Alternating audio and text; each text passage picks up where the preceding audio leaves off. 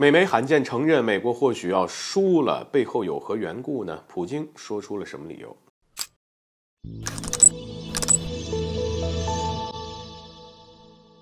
大家好，欢迎来到赵太阳观察室。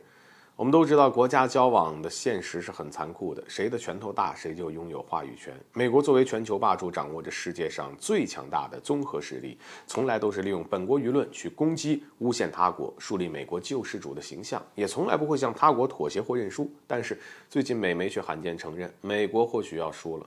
根据《华盛顿时报》的消息表示，中俄两国似乎有意建立一个完全不同于美国霸权的新的国际秩序。如果两国成功实现他们的计划，那么在新的国际秩序中，可能就没有美国的位置了。文章举了一个简单的例子，那就是莫斯科已经将其高达17%的外汇储备转化为人民币，继而彻底的放弃使用美元。这表明两国的经济联系已经上升到前所未有的高度。事实上确实如此。去年底，俄罗斯财政部就公布了国家财富基金的比例，人民币成为最大占比为60%，另外40%是黄金，包括美元在内的所有西方货币皆被踢出局。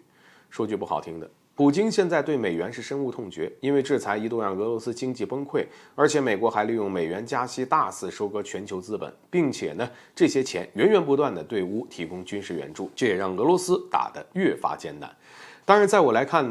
美媒的这一报道背后其实还有两个目的，往好里说是想增强美国政府的危机感与紧迫感，毕竟随着中俄国力的崛起，美国的影响力确实在不断的下降。往坏里说，美媒就是在捧杀中俄。尽管两国实力不断壮大，但就目前的综合国力和全球影响力而言，还是与美国有不小的差距。这体现在美军、美元依旧有绝对优势。另外，这时候表态不排除是想告诉所有西方国家，你们都是霸权体系下获得的长足发展。一旦美国倒下，你们还会有现在的好日子吗？归根到底，这一切其实不都是美国政府的咎由自取吗？无论是打压俄罗斯的北约东扩，还是遏制中国的印太战略，都可谓是压得两国喘不过气。过去中俄不是没有想过与美国和平共处，例如俄罗斯已经默许了北约东扩5次之多，我国也始终开放对美国的合作大门。结果怎么样呢？换来的却是美国的得寸进尺，不仅屡屡的集结盟友对两国施压武力威胁，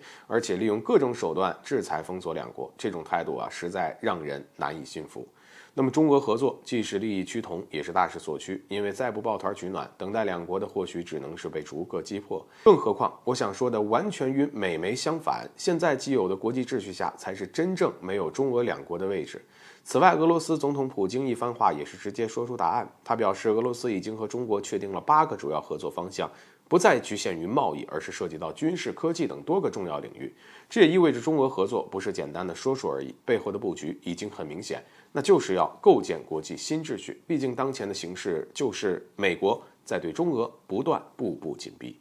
好了，本期节目就到这里，欢迎点赞转发，留下你的精彩评论。